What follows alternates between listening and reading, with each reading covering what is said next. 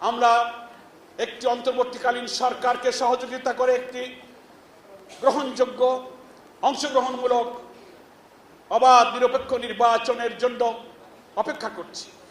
জনগণের নির্বাচিত প্রতিনিধিদের হাতে ক্ষমতা হস্তান্তর হবে। রাষ্ট্রযন্ত্রের প্রতিটি জায়গায় যে ক্ষত হয়েছে, দলীয়করণ, দুর্নীতি, পাপাচার, অনাচার গোটা রাষ্ট্রযন্ত্রকে ধ্বংস করেছে, সেই ন্যূনতম সংস্কারের মধ্য দিয়ে খুব কম সময়ে যেমন সম্ভব হয় না, খুব দীর্ঘ সময় আমরা দিতে চাই না, এটা যৌক্তিক সময়ের মধ্যে সংস্কার কাজ সম্পন্ন করে নির্বাচনের রোড ম্যাপ ঘোষণা করে এই শহীদদের রক্তের ঋণ শোধ করতে হবে।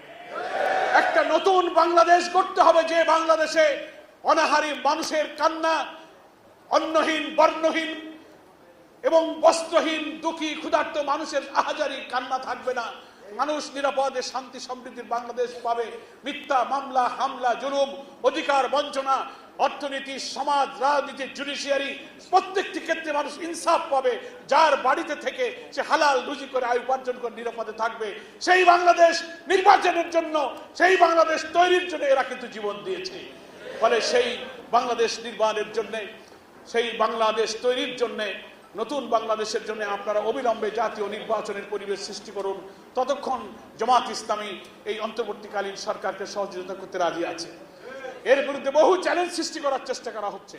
প্রতি বিপ্লব, জুডিশিয়াল কু, আনসার কাণ্ড, জনপ্রশাসনে অস্থিরতা সৃষ্টি করা, আওয়ামী লীগ সংখ্যালঘুদের নাম দিয়ে ধর্মনিরপেক্ষতার কথা বলে বাংলাদেশের সাম্প্রদায়িক দেশ বলে দুনিয়াকে পরিচিত করে সরকার এবং দেশকে অস্থিতিশীল করতে চায়।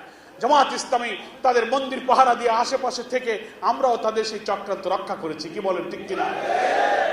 সামনে শারদীয় দুর্গাপূজা আসছে, আরেকটি চক্রান্তের সময় আছে।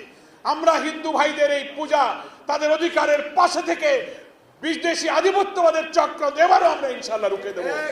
এই দেশকে যারা নৈরাজ্য, অস্থিতিশীল করে আবার ওই আওয়ামী দুঃশাসনের কালো দিন আবার ফিরিয়ে আনতে চায়, বিদেশ থেকে নতুন নতুন কথা শুনি, শেখ হাসিনার কণ্ঠ শুনি যে আমি সীমান্তের পাশে আছি, যে কোনো সময় ঢুকে পড়তে পারি।